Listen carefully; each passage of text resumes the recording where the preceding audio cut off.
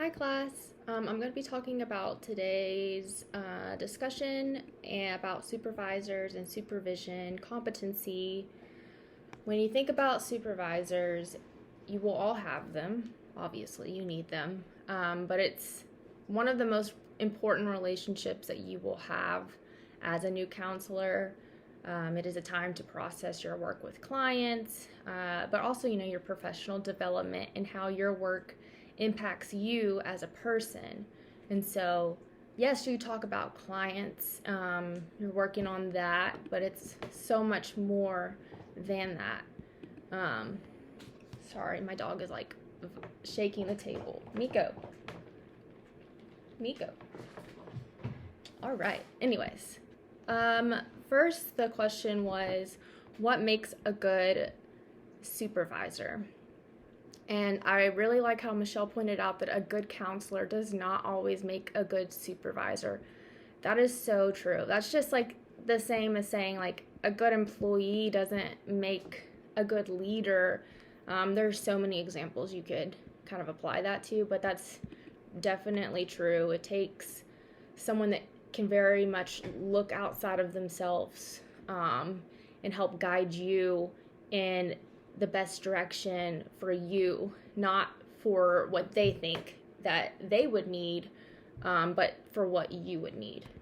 And so Michelle also cited the book regarding the 4 A's of a good supervisor: availability, accessibility, affable, and able, and then also wanting to add adaptable and affirming.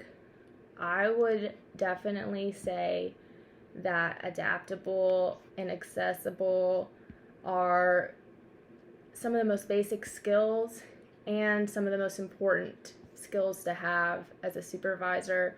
You have to be able to, because like, as you all know, like counseling is very day to day. It's not your typical kind of profession where you work from 8 to 5 every day and you do the same things every day. You have to be adaptable to what is presented, and it's not always, you're not always able to prepare for those things, so you really have to be on your toes and just present.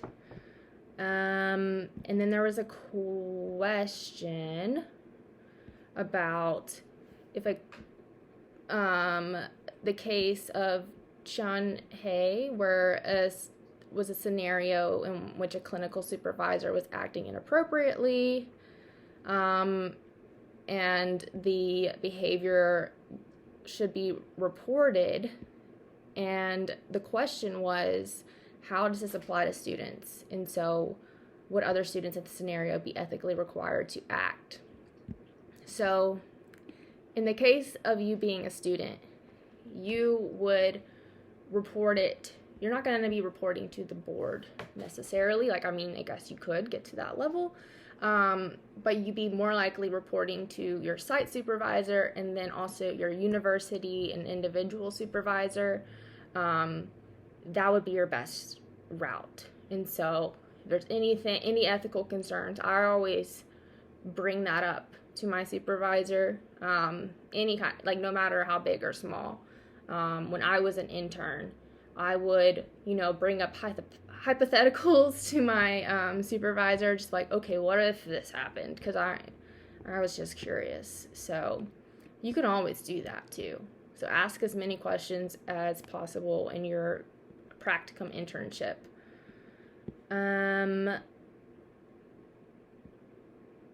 Alexis pointed out about how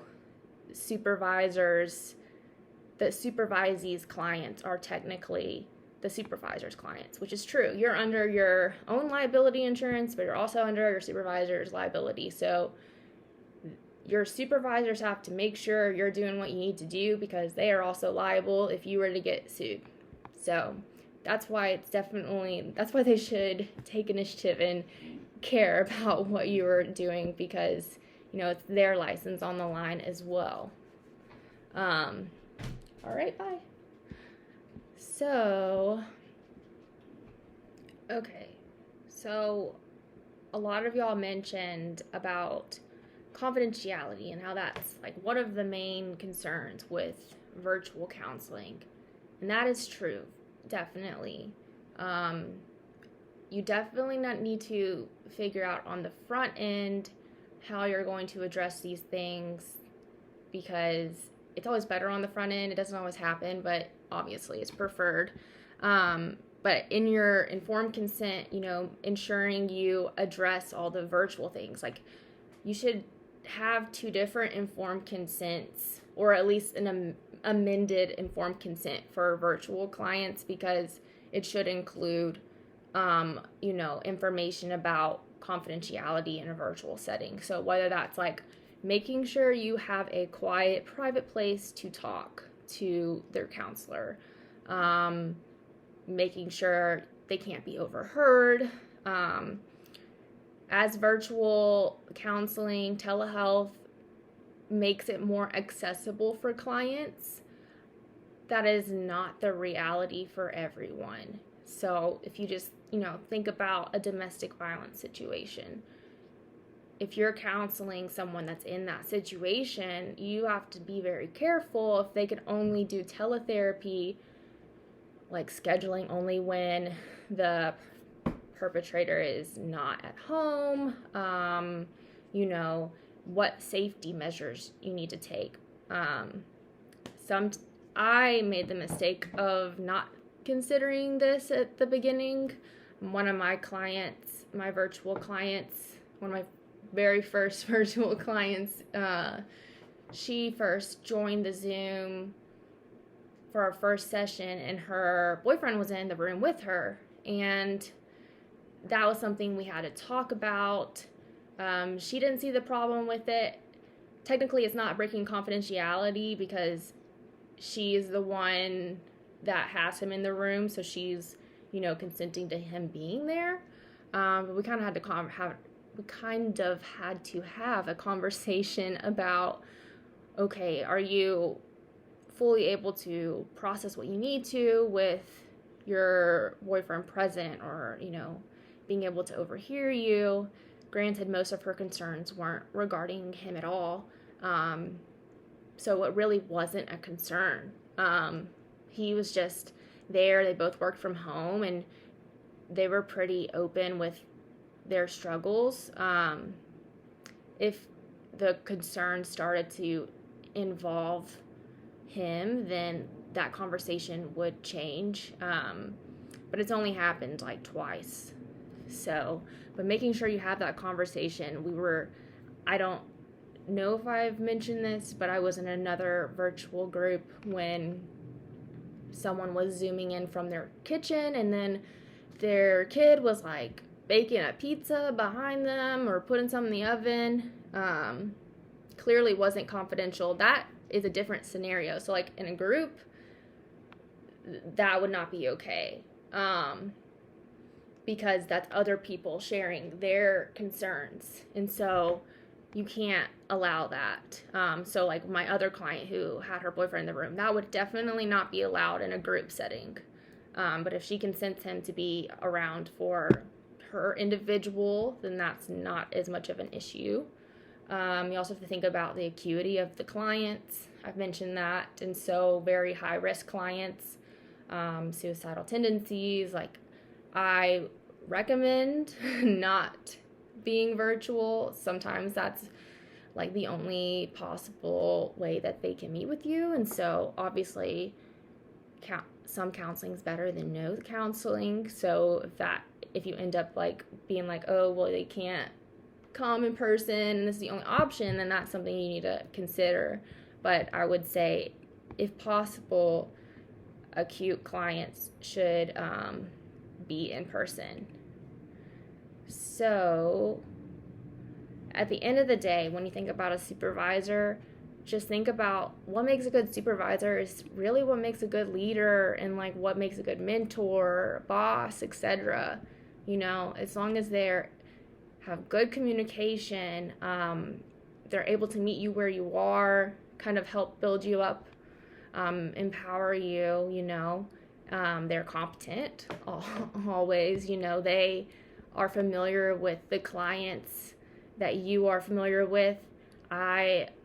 it's okay to kind of test out supervisors. You can kind of shop around, so they say, because not every supervisor is going to fit your needs. If you have a supervisor who's only worked in private practice, but you're working in inpatient hospital, then they may not understand all of the, logistics of working in an agency or inpatient setting. They might be able to help you great, but you really need to figure that out. If you're trying to get an EMDR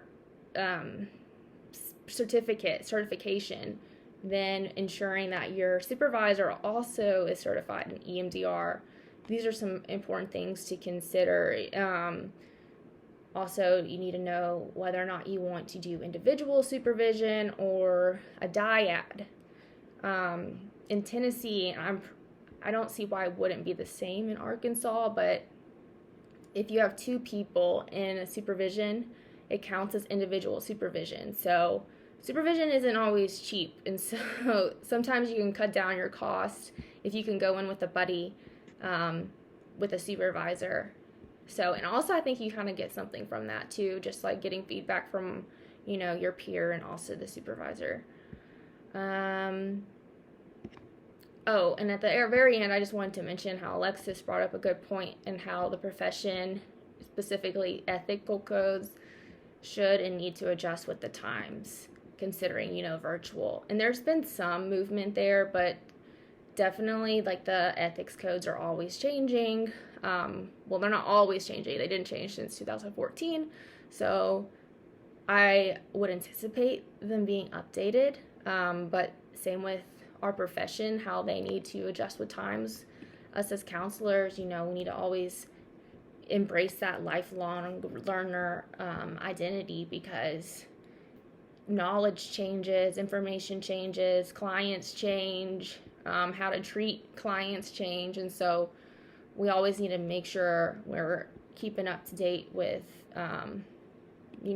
our skills and legislation that's going on that impacts our clients, all these kinds of things. We need to also keep up with the changing times as well. Again, if I didn't answer all your questions or you have more questions, which a lot of times I feel like I do, just feel free to reach out to me. Have a good day.